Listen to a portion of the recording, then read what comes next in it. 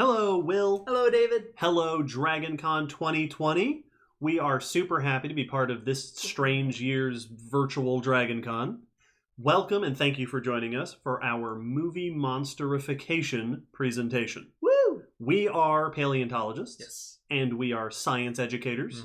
And we host the Common Descent podcast, where we talk about fossils, Earth history, life, things like that. But we also really like movies. Yes. And we especially like watching how animals are portrayed in movies. Because it's no secret that movies aren't always the most accurate with things. What? And there's reasons, right? We're not just picking on movies. There are reasons why movies choose to make things a little bit wrong. Yes. My favorite example is how whenever there's a thunderstorm in a movie or TV or whatever, the lightning and thunder always happen at the exact same time, which doesn't make any sense. No, that's not how it works. No.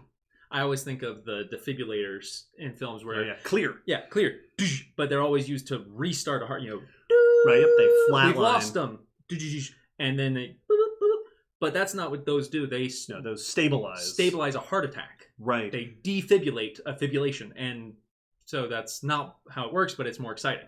These things are done for drama, for engagement. They're more visually interesting. So we get it. Yes.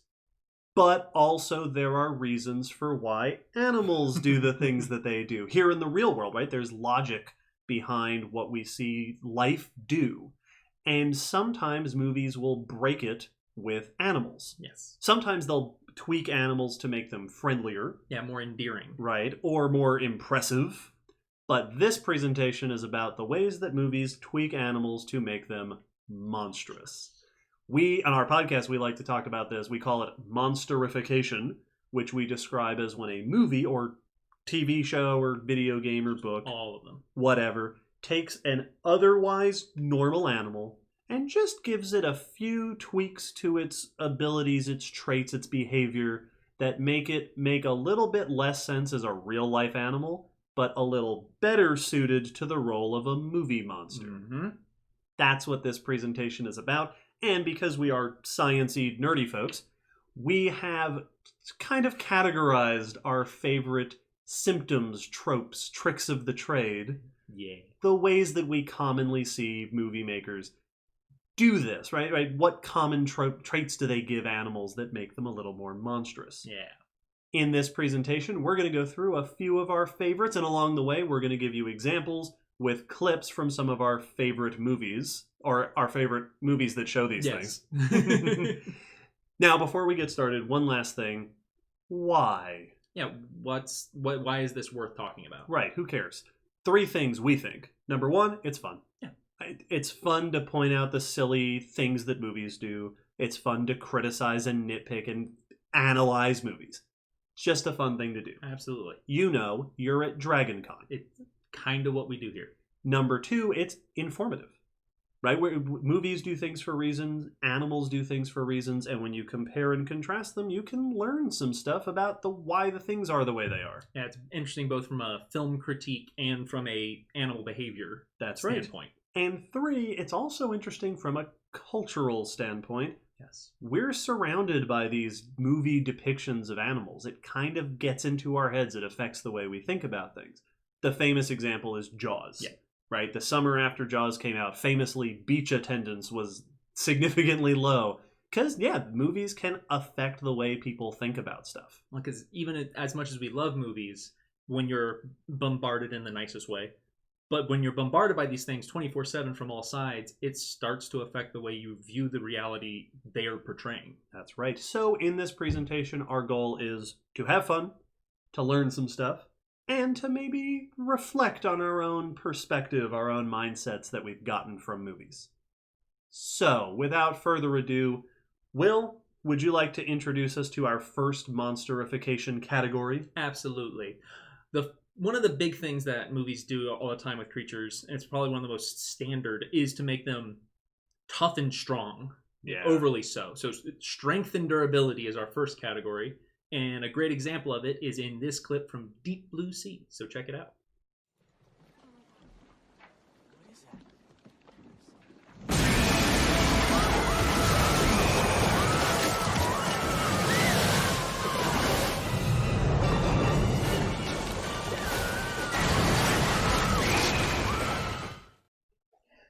So in that scene, the reason we showed it is because what you just saw was a shark punching its face through a hardwood floor. Straight through. And that's not what sharks do. No, a shark would not do that. No, and the reason we want to bring this up is that movies all the time make animals super strong, super tough, super durable, resilient. And there's reasons. Because it's exciting. It's dramatic. Yes. They feel like super villains. Well, and it's an action movie quality. You know, I want my thing that's supposed to be impressive in all aspects. Yeah, you want it to Kool-Aid Man through the wall because that's exciting. Yeah. Well, it's the Spartan cape thing. I don't want to see it bleed. I want it to bust through and take chunks out of things. And we do this with people too. Oh, absolutely. It's the action star thing of busting through the glass window or the slasher that gets shot a bunch of times. And just keeps coming. But animals don't do that. No. Animals have limitations, just like you and I do. You're made out of physical flesh and blood. Squishy soft stuff. So if you try to lift more than you can lift, you injure yourself. If you try to walk through something you're not supposed to walk through, you injure yourself. And animals aren't stupid. They know what they can do, right? Yes. An animal knows, a shark knows if it can bust through a boat's bottom. Well, they're self-aware. And it knows if it's willing to give it a shot.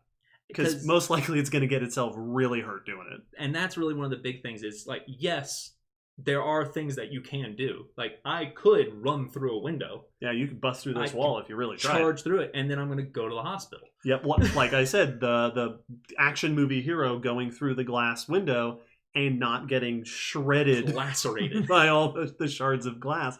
Yeah, we make monster animals do that too. And in this specific case with the shark's face, one, that's where all of its sensitive sensory organs are. Its eyes are up there. Eyes, its nose, its electrosensory organs. It's also has a skull made out of cartilage, not bone. Yep. And we should point out that we know that some of our viewers are out there saying, well, Deep Blue Sea is a movie about super sharks. Yes, that have been modified. But this is from the beginning of the movie, and that's supposed to just be a normal shark. It's supposed to just be a mako shark. Yep. And so even if this shark decides I'm going to run my face into that boat, it's going to then probably die. Or at least get like a severe concussion. Yes.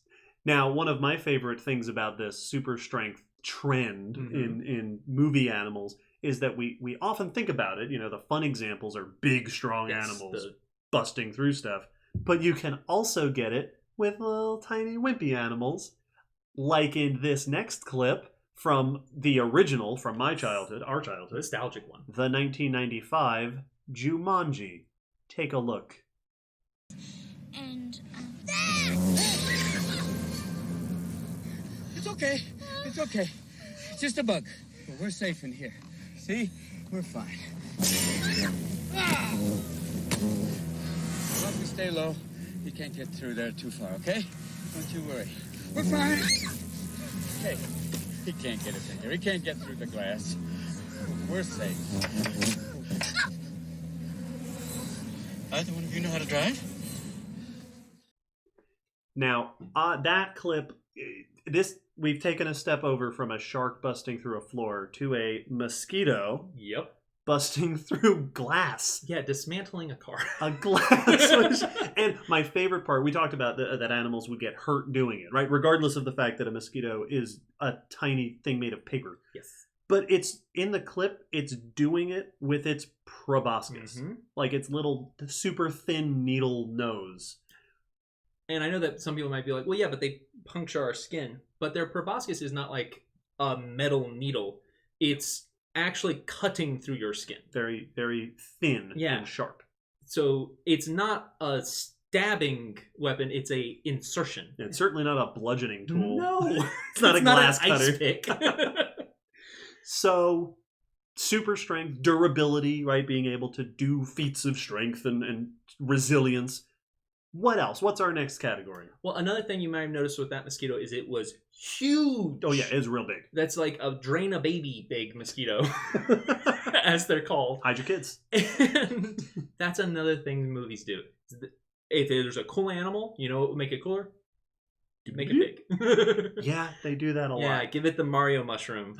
And that's a common thing. Now, sometimes that's the point of the movie. Like, that's the narrative. Right. It's canonical monsterification. Yeah, like Arachnid or Eight-Legged Freaks or the classic Them. Yeah. Rampage. Right. The whole idea is, hey, something has happened. We monsterified this animal and we're explaining it with movie logic. In canon, it has been turned into a monster. Yep. But there's lots of times that movies do it where it's just an animal and they've just taken the gauge and slid it over just a little bit. Just a little too far. And my favorite example of this, unsurprisingly for anyone who knows the podcast, is Lake Placid. So check out this clip. Let's watch.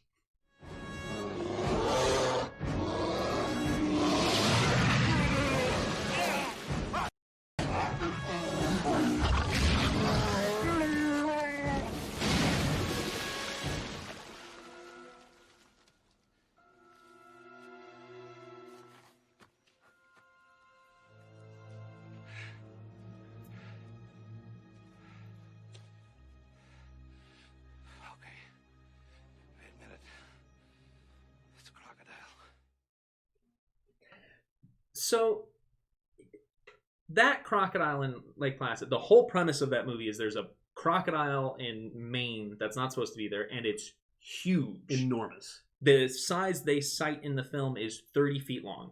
Whew. And they do ID the species. It is a saltwater crocodile. Which are big. Yes. They are big in real life. The biggest reptiles we have today, the biggest crocodile. The largest one we've ever found was 3 inches above 20 feet.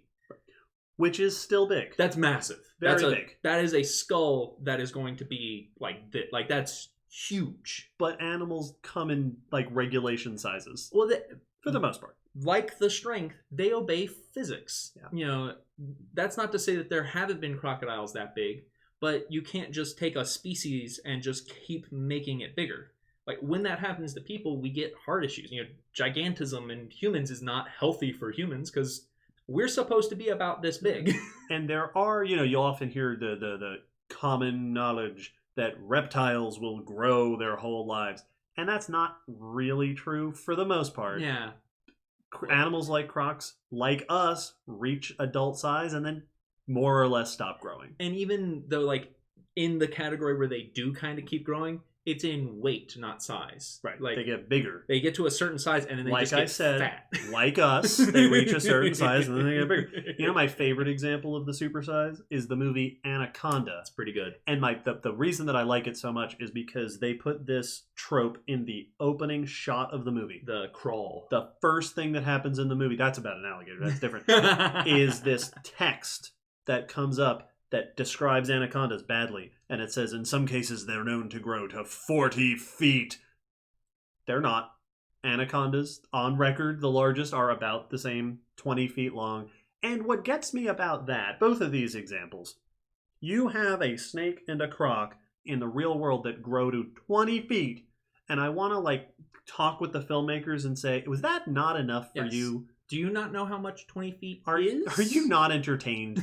Was that not big enough? You had to scale it up for your scary movie moment. Yeah. And I'm sure that there's some category of, like, if you're learning about crocs and it goes, the biggest crocs were in the fossil record and they got to 40 feet, and someone went, well, that's a bigger number. That's right. Now, funnily enough, after Anaconda, we did discover a snake in the fossil record that is bigger than the snake in Anaconda. Hey, which is very satisfying. Speaking of Anaconda, our next category, moving on to number 3, we're going to start with a clip from Anaconda. And before I tell you what the category is, watch this clip and pay close attention to the sounds this snake is making.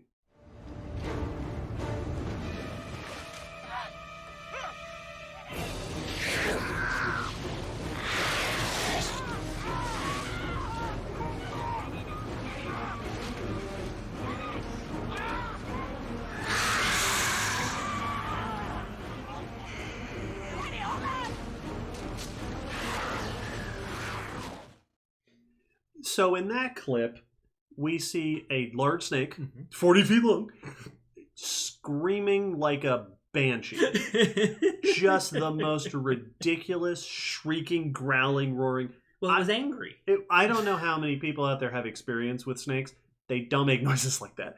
They are incapable of making noises like that. They physically can't do that. This is possibly my favorite thing on this list, on our Monsterification trope list, is monster noises. We see it all the time. And, okay, makes sense, right?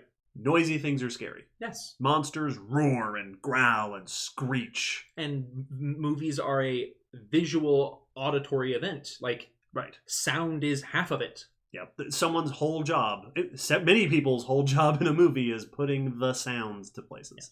So, no, it makes sense for a movie monster. Yeah. But in the real world, animal sounds follow rules. Two very big rules, especially. Number one, the sounds that an animal makes have to be possible. Yes, you can't just... It's like when you have just roars, stock roars applied to animals. Oh yeah, right. Like sharks. You see sharks roar and growl all the time. There's a reason that I can't roar, because I don't have the stuff to do that. I also like when it's invertebrates, like little worms and things, screeching and squealing. They can't do. But the other thing that you look at animals and their sound follows logic, sounds are functional. Yes. They make noises for reasons. One of the best examples of movies breaking this is the famous Predator announcement. Yeah, where it's scenes going. The animal has stalked, right? It has spent all this time quietly, stealthily stalking its prey. And then just from behind the protagonist goes... Blah, blah, blah, blah, blah. Like, or just like if the killer, in a movie snuck up and went, "I'm gonna kill you now," or even sillier, because it's usually like some subtle thing to build tension. If the killer snuck up on them and went, like.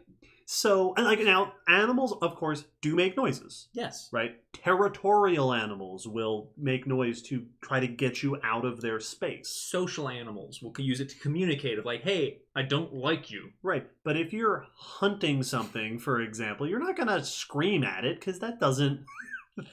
Now you're alerting it to your presence. See, there's no function. There's no reason to do that in that situation. That's right. So you see noise. Once you start looking out for it, there are monster noises in probably just about every movie with an animal that's supposed to be remotely scary. Yes.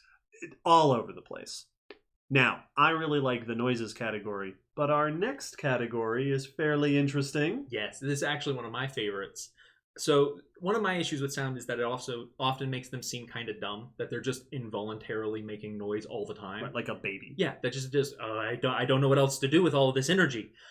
But the other thing movies tend to do is to make them ridiculously smart.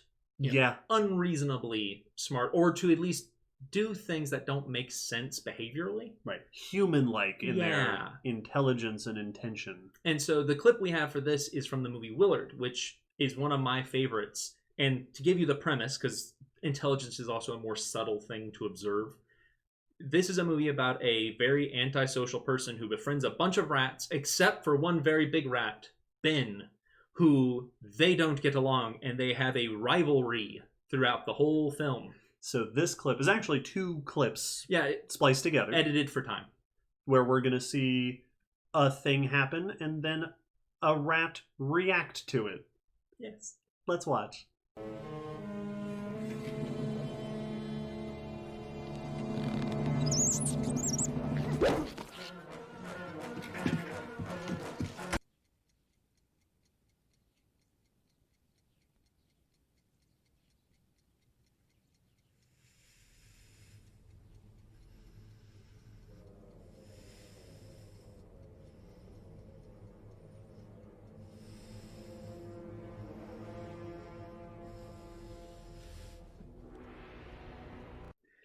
So I love it. That scene might have been, it's a bit more subtle. Intelligence is something that's harder to capture in a like exciting moment.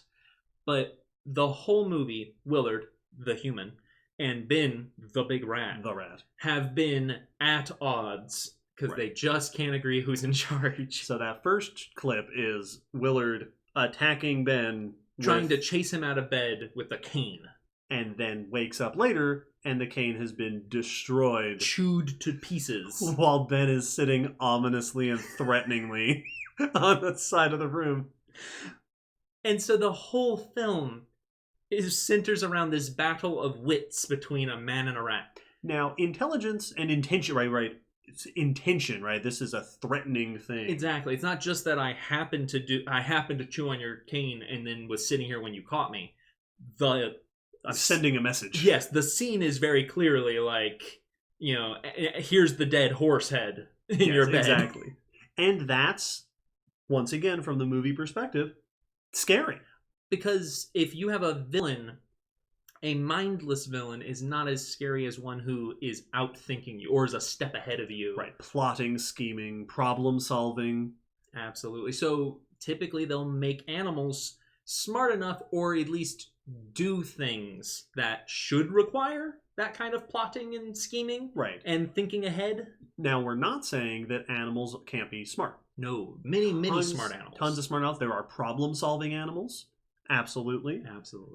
But not all animals can do that. No. And, more importantly, not all animals would. That's really the big difference, is that when movies show a smart animal, it's typically smart like a human. It thinks like a person would. It's planning, it's responding, it's also having senses of, betrayal and revenge and hate.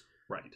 And that's, our brains are different. Like, they're shaped different. The chemicals are different. Right. They're also developed for different things. And our social structures are different. Like, would a rat even have any reason to threaten someone or to destroy a weapon?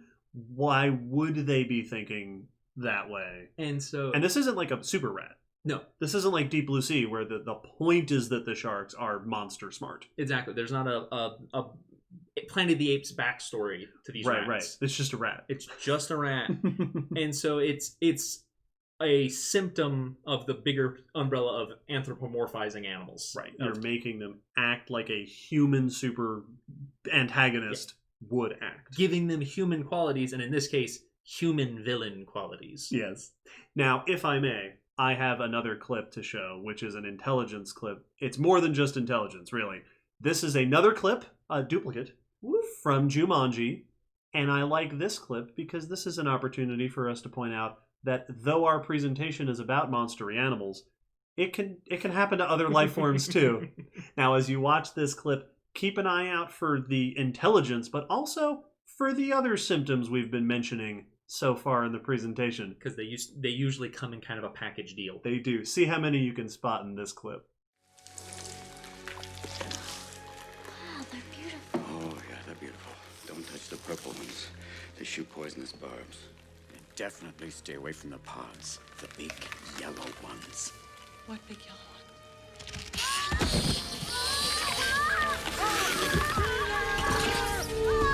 I gotcha! Get it off!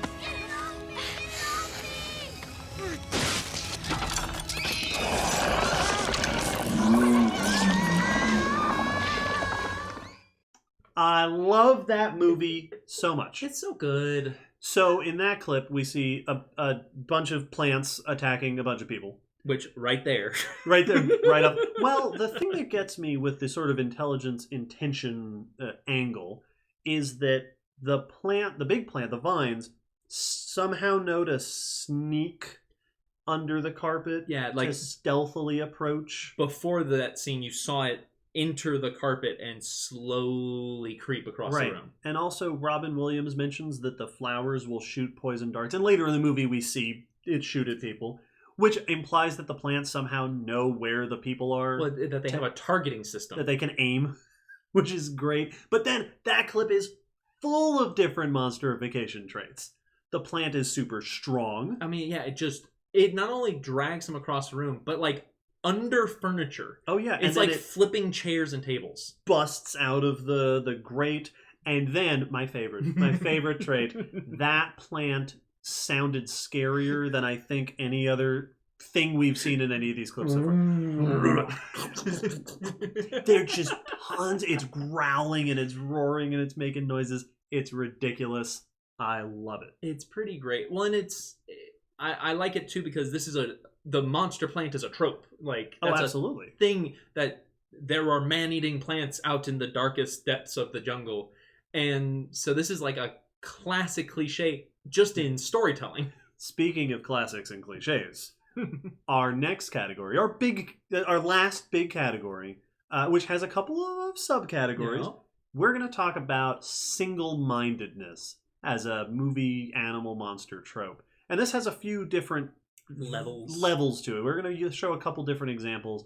Our first is the subject of, I would call it robotic behavior. Yeah, so with lots of animals, they're portrayed as if you input stimulus A, you will get behavior B. Right. Very single-minded, following a program. Yes, almost.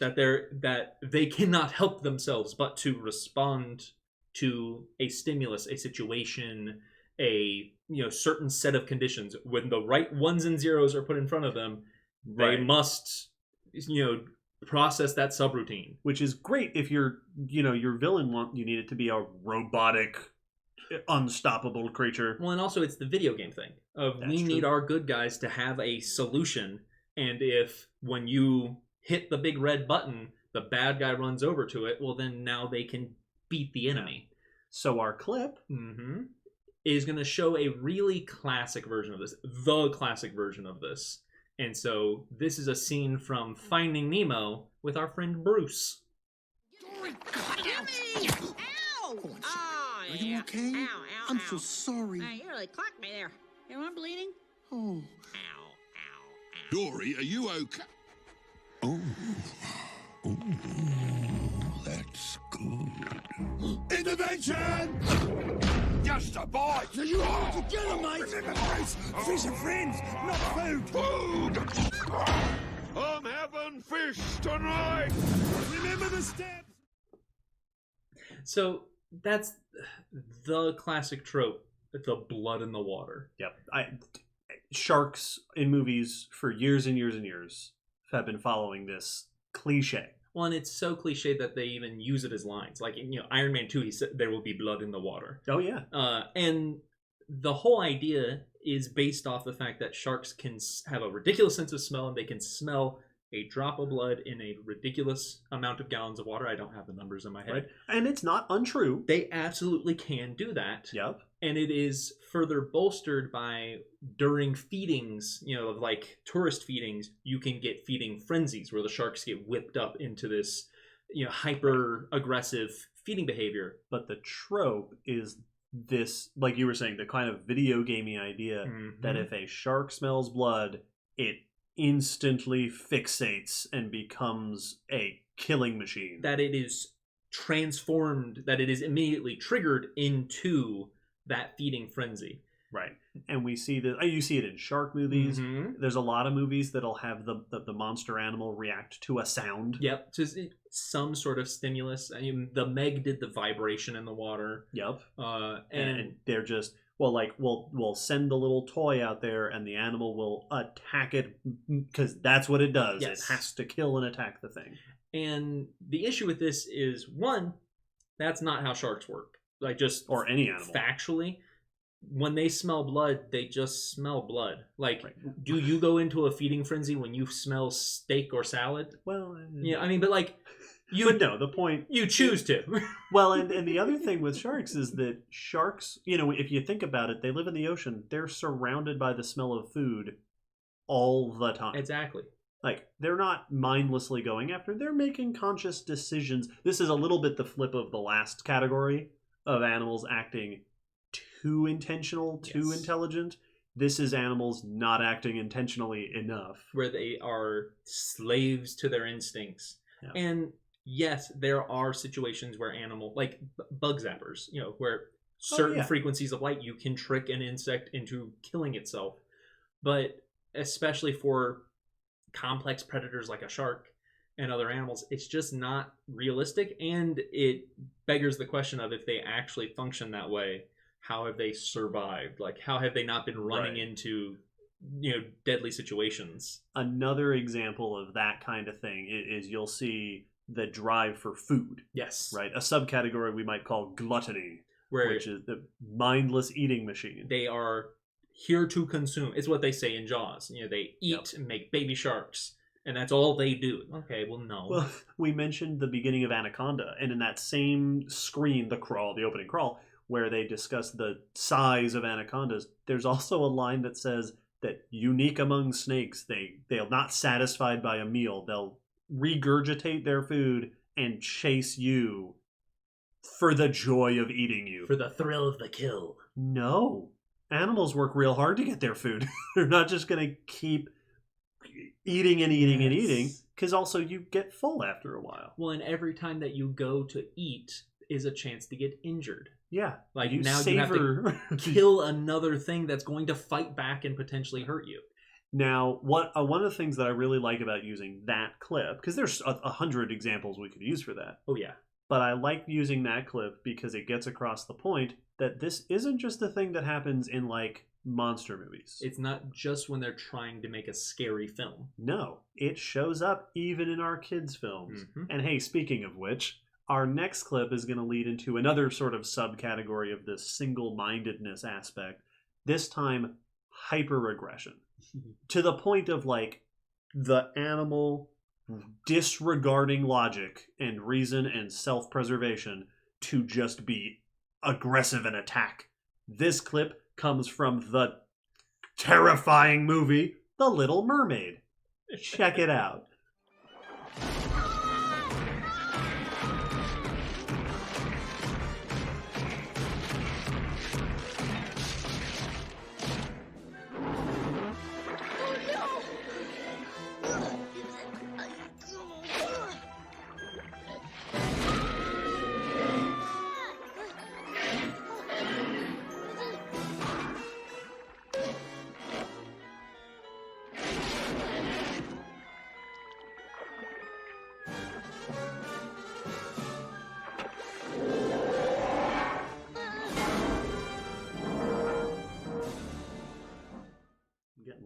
Yeah. That clip from the classic Disney movie, The Little Mermaid, is an excellent example of monsterification. It just kind of balls it all up perfectly. It's got a bunch of great examples, but the hyper-aggression that we're talking about is wonderfully exemplified in that clip. The shark is, like, doing, in the name of killing a thing, it's biting through the ship, which doesn't make any sense. It's eating through a boat to try to eat a mermaid. Eating through a boat to try to eat the mermaid. And it's doing all the other it's busting through things, it's growling, it's roaring. But the thing that I like most about that clip, like the great demonstration of this hyper-aggression trope, is that it forgoes self-preservation, gets itself caught. Yes. Like, by being so single-minded that it's dumb. It's like the video game where you're fighting the big monster. And then dodge at the last moment. And it runs into the wall. Yeah. Listen, even in, like, the frenzy of the hunt, an animal's still going to be looking out for itself. Yes. It doesn't matter if you get food, if you died. And you see this a lot. And once again, that's not to say that animals don't ever make mistakes. No, you can absolutely use an animal's aggression against them. My favorite example I heard was Cuban crocodiles, which are very aggressive. They were doing research, and they were catching them by just throwing a log on a rope into the lake, and they were so aggressive they bite it and hold on to it, and then they drag them in. Yep. So, like, it happens, but that's not the rule for predators. No, and this actually ties into another nice single-mindedness, sort of lack of self-preservation trope, which is what I like to call the fight to the death. Yes. You see this in movies all the time, with the two predators come to meet each other, and then they must battle until one of them is dead. Yeah, one will stand and one will fall. You see this all the time, and again, that's not how most animals work. It's extremely rare that any animals, but especially predators who have body parts built for to injure things, fight in a serious way that could lead to serious injury, but especially death. Oh yeah, I once saw a fight between two bison. I did. I was probably like 100 or 200 feet away from them, and I saw this bison fight. And the fight consisted of two big males standing maybe 50 feet apart, shouting at each other, and then one of them left. Yes. And that's how most fights are. Animals are more likely to run away. They're more likely to give up.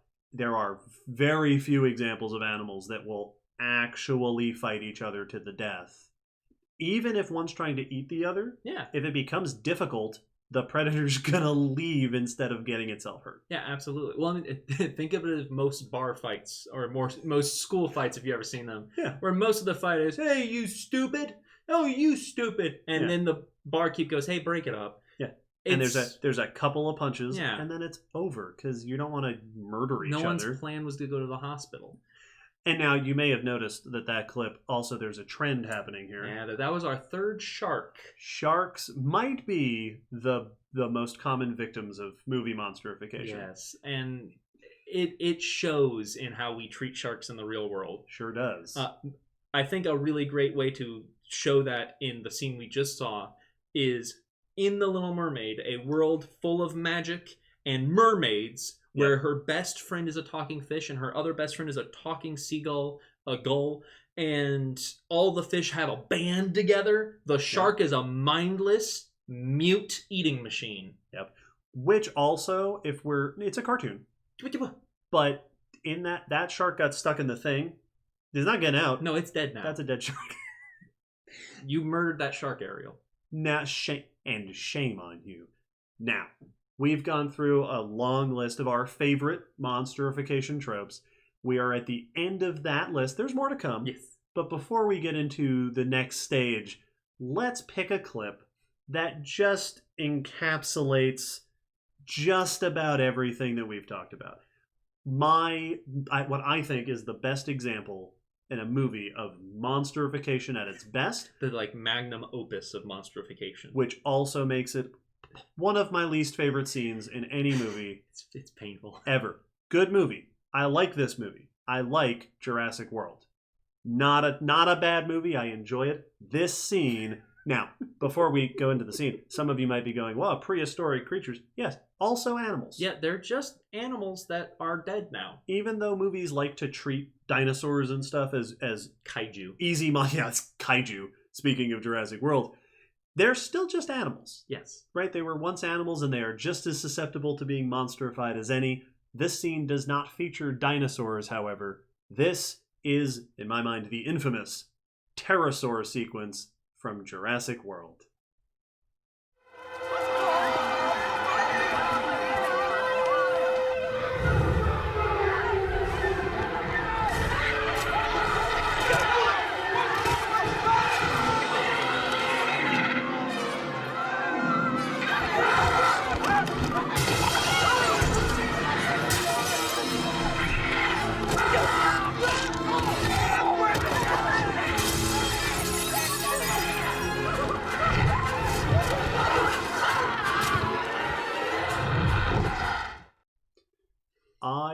I hate it so much, and yet an excellent tool. It's so perfect. It's so good for this list. For this concept, it's so good.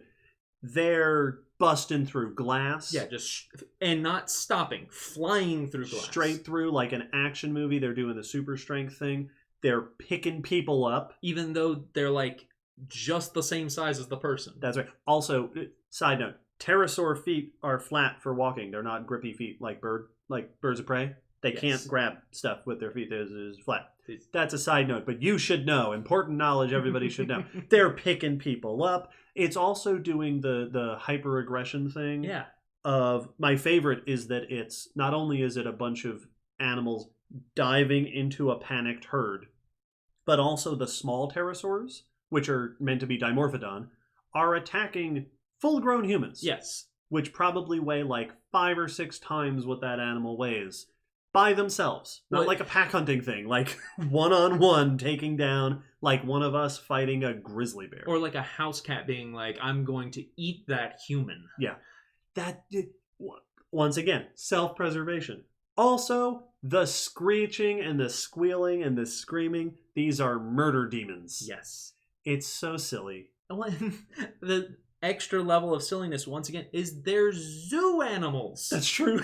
They're also zoo animals. Has the feeding schedule just gotten completely off the... Like, you get fed daily, I'm sure. Well, we see elsewhere in the movie that they train the mosasaur to jump out of the water to grab food, which bites him in the butt in the next movie. Maybe that's what maybe they were like feeding the pterosaurs live prey. Yeah, it's like... This is why you don't do that. Here, we have all these excess mannequins. Stuff them with the meat, and we'll run them out on ropes. Right. Yeah, you pull them across. It's so ridiculous. It is a great example of just all the great Monsterification classics. Now, we've talked a lot about the tropes, the tricks, the trends in movie Monsterification. But before we wrap everything up, there's another topic we want to mention, and that is that you don't need to do that. Yes. Right? It's not that you can't ever have animals in movies without monstering them up. Some animals can be realistic and can actually be scary. Yeah, not all animals need to be embellished. Yeah. There are plenty of animals out there that can be threatening, can be scary, can be intimidating just by being what they are. Right, without having to make them antagonistic, murderous creatures. Without making them villainous or evil. Yeah. And we all know this is true because there are animals that if I asked you to go up and pet, you wouldn't. No, because they are scary just by being themselves. Because we know we shouldn't. And so some animals you can have to be the antagonist just the way they are. And this isn't just a hypothetical. It's been done. It has. My favorite example of this is one of my favorite films, Blackwater, which is a film about a saltwater crocodile, a group of tourists, more specifically, who stumble into the territory of a saltwater crocodile and then get stranded there when attacked and have to figure out how to make it out of this crocodile's territory. And everything they have this croc do is things crocs do. So give it a watch. Let's watch a clip.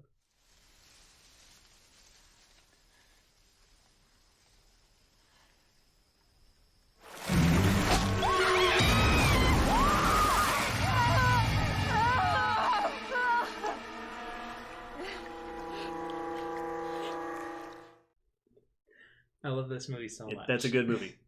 So that scene is they're trying to climb out of the crocodile's territory, and while they're going across the branch, it tail jumps to try to get down. Classic crocodile tail jump. Yes, and it's a scary, intense scene. Scary animal. But that's something they do, and not just that, it's behavior they do. That was a real crocodile. Yeah, they filmed an actual crocodile. Absolutely. All the scenes of crocodiles in this movie, for the most part, are real crocodiles that they've spliced in to the green screen with the actors, with the actresses. Right. Even the noises the croc is making are actual croc noises. And the whole premise of the film, that people are accidentally ended up in this croc's territory, and now it's trying to threaten, it's trying to get them to go away. It's doing its get out of here, I don't like you here actions. Yeah, and that's happened to people. Yes, it has. There are multiple stories of people who, while kayaking, while fishing, suddenly realize they've stumbled into a territory of a big male salty, and now it is either aiming to chase them off or kill them, and now they are trapped on an island, trapped in a tree. So the situation's realistic, the behavior's realistic. Really, the only thing that's missing is that in a real territorial moment with a crocodile, they will show you their whole body. They display, hey, look at how much croc you're messing with. Right. We talked earlier about, animals being overly noisy or overly, showy. But if they're trying to scare you away, they will do. That's why rattlesnakes rattle, right? It's why cobras flare the hood. They're trying to make themselves scary so you'll go away. And so that's really the only thing missing in this movie is that this croc is very thematically stealthy and to make it suspenseful. But they are stealthy animals, so that's not unrealistic. It's just a little too convenient for the story. Right. Well, what's so nice about this setup is that you have an animal whose behavior makes sense, and that makes it more relatable. Yes. It makes it seem less villainous. It's less evil, right? It's not here trying to kill people for the fun of it. Yeah. It's not trying to eat whatever it can. No, it's doing a thing that an animal would do. It's like you would, if you don't get in a cage with a tiger. Yeah. Not because it's evil, but because it's dangerous. If it decides it doesn't want you there, it will make sure you know it. And that's so like the crocodile is the bad guy in this movie, but it's not evil. It's a bad guy, but it's not bad guy.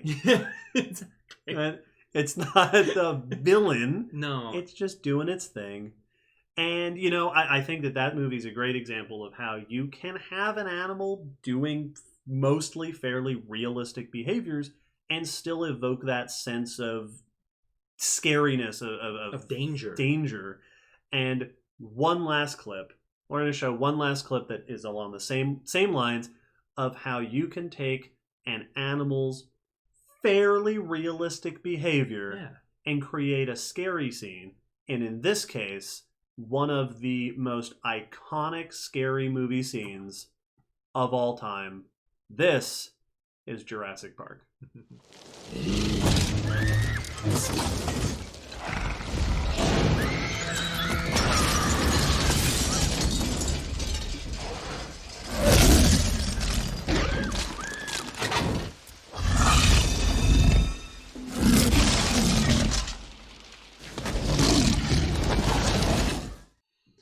You know, it's an iconic scene. It's so good. It's iconic, it's classic, it's great.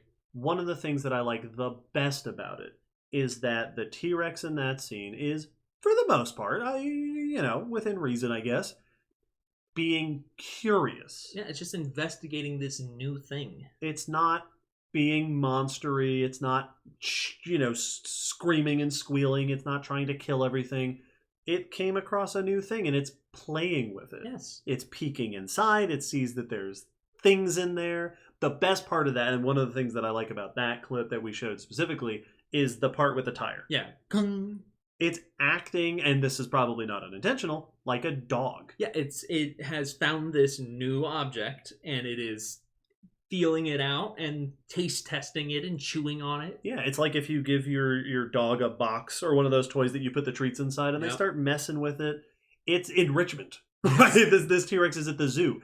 This is the enrichment for the T-Rex. I saw a post online one time that cited this scene as signs that this T-Rex was sorely lacking for enrichment. Yeah. Like, obviously, you haven't been engaging it enough. And the T-Rex in this movie, actually, there's a lot of moments like this where we see it hunting, we see it chasing after people, but it's really acting very animal-like. Well, it's not on a rampage. Right, exactly. It's doing things that are fairly believable for an animal to do, and it is one of the most famous movie animals of all time. Yeah, well, it's kind of like if an elephant is, escapes or investigating or feeling threatened or aggressive, it's not trying to terrify, it's not trying to, be a monster, but it's an elephant. Yeah, it's big and it's... Oh yeah, no, that scene is great because it's your dog playing with the toy with the treats inside, except you're the treats. Yes. And so it's scary without being ridiculous, without being monstery. It's not super strong, it's not super noisy, it's not overly intelligent, it's not overly unintelligent. Well, I think a big part of it is that what both of these examples, Blackwater and Jurassic Park, did is instead of turning the movie monster, the animal into a movie monster, instead of adding those attributes that we've been going over, they've turned the humans into the prey. Yeah. That's, as they've put the humans in the place of being in danger. They didn't change the animal. Right. We're just in the wrong side of the food chain equation. Built the scene around the animal's behavior. People, we hope you've enjoyed this. Yes. We've had a lot of fun going through our Monsterification traits. Hopefully you've had fun too. Like we said, the whole point of really going into Monsterification like this is to have fun. Yeah. I've had fun. Lots of fun. To learn some stuff, which hopefully our audience has learned some things, and also to get some perspective. Just to increase our awareness a little bit while we're watching these movies. Right. Did any of these surprise you? Did you go, oh, right, The Little Mermaid? And so, if anything comes of you watching this when you go forward, A, have fun watching movies. B, maybe you've learned some things to look out for, but also the next time you watch a movie and you see animals doing things, keep it in your mind. Yes. Are these animals acting the way an animal would need to act, or the way a movie maker needs its monster to behave? Yeah. Thank you for joining us for this presentation. We've had a great time doing it. We hope that if you've enjoyed this, we have a podcast. Yeah. We're the Common Descent podcast. We talk about fossils and Earth history and things like that. We've done other movie episodes, so check them out. So we talk about movies. We've talked more about Monsterification. A ton more on there. Check it out. We're in at least one other presentation as part of this DragonCon. So check that out if you can. And enjoy the rest of your virtual DragonCon this year. Hopefully we'll see everyone in person next year. Yeah. Till then. Till then, take care, be safe, and have fun. Are all of these yours? Yeah.